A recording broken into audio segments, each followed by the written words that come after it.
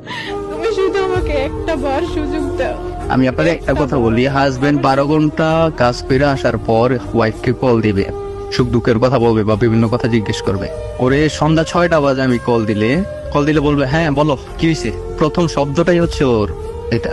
মনে হয় যে ওই সারাদিন কাজ করছে, আমি সারাদিন বাসায় শুয়েছিলাম। আমি বলে এইভাবে কথা বলো, ভালো করে কথা বলো, কথার ভাষা এতটা খারাপ হবে আপনাদের সামনে বলতে চাইতেছি না। তারপরে 6টার পরই আর ঘুমাইছে পরে 6টার পরে আমি ঘুমাই যাবো বলে ডাটা ফট করে বন্ধ করে, আমি যদি বেশি কথা বলি, কথা বলতে দেরি আছে, আমার ব্লক দিতে দেরি নাই, কারণ আমি বিদেশে আমি কিছু করতে পারবো না। এমন অবস্থা হয়ে গেছিল যে আমি এই দেশে মারা যাবো, এমন একটা অবস্থা। তারপর তো আছে এই ছোট ভাইয়ের সাথে তো এই কাহিনী করছে।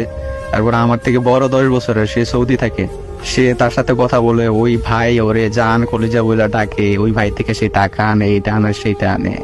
আমার কথা হচ্ছে, তোর সাথে যদি একটা ছেলের রিলেশন না থাকে, ছোট ভাই তো কিভাবে আমার বলে বউ কেমন আছো, তো নাস্তা করছো নি তুমি, বড় ভাই কিভাবে বলে জান সোনা কলিজা। আমি কি বোকা? আমি তো বোকা না, আমি তো এই যেমন একটা ছেলে। এইসব করে, কিন্তু সারা জীবন বিয়ে করার পরেও তোর ফ্যামিলি আছে, তোর বাচ্চা আছে, তোর তো একটা মনুষ্যত্ব থাকা উচিত, কিন্তু এই মনুষ্যত্বটা ওর ভিতরে নাই। আমি ওরে হাজারো বার বোঝাইছি, এই 2 ঘটনা জানার পরও আমি মাফ করছি, মাফ করে ওরা আমি বলছি যে তোমার যা হয়েছি, আমি আমার সর্বোচ্চ 1 বছর সময় লাগবে, এই বছরের শেষের দিকে হয়তো আমি বাড়িতে আসবো। তুমি আল্লাহর দিকে তাকাই, আমার বাচ্চার দিকে তাকাইয়া তুমি আমার বাড়িতে যাও। আমি আসার আগ পর্যন্ত তুমি আমার বাড়ি থেকে যাও না, আর যদি আমি আসার আগ পর্যন্ত তুমি আমার বাড়ি থেকে তোমার বাপের বাড়িতে যাও, তাহলে কিন্তু তোমার আমি ছেড়ে দিবো। আমার কি বলে, তুমি যদি আমার ছাই দাও তো এটা আমার পক্ষে সম্ভব না। আপনার বাড়িতে থাকা সম্ভব না? না, সম্ভব না, এই বাবার বাড়িতে থাকবো, এটা কোনো সম্ভব না।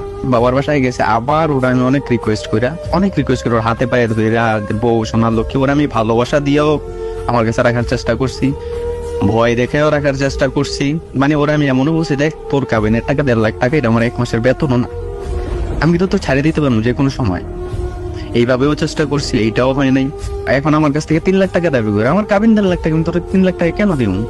বলতেছে আমার জীবন নষ্ট করছে। আমি যদি বলি ও আমার জীবনটা নষ্ট করছে। তো আরেকটা সবচেয়ে ইম্পর্টেন্ট কথা বলি, হাজবেন্ডের প্রতি ওয়াইফের যে একটা ভালোবাসা, যে একটা কেয়ার, কোনোদিন আমার জিজ্ঞেস করে না তুমি কেমন আছো, তুমি কি খাইছো, খাওয়া দাওয়া করছো কিনা, তোমার শরীর কেমন।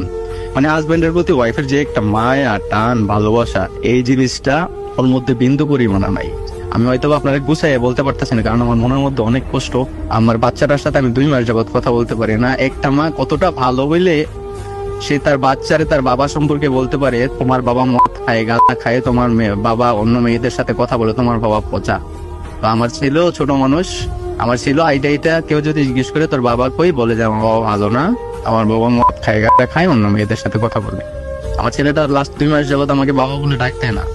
আপনার ছেলের সাথে আপনার 2 মাস ধরে যোগাযোগ নাই? যোগাযোগ নাই। আমি ওরে ফোন দেই, আমার ছেলে আমার সাথে একটা কথাও বলে না, খালি বলে তুই খারাপ, তোর জন্য আমার আম্মু কান্না করে, তুই মদ খাস, গাঁজা খাস,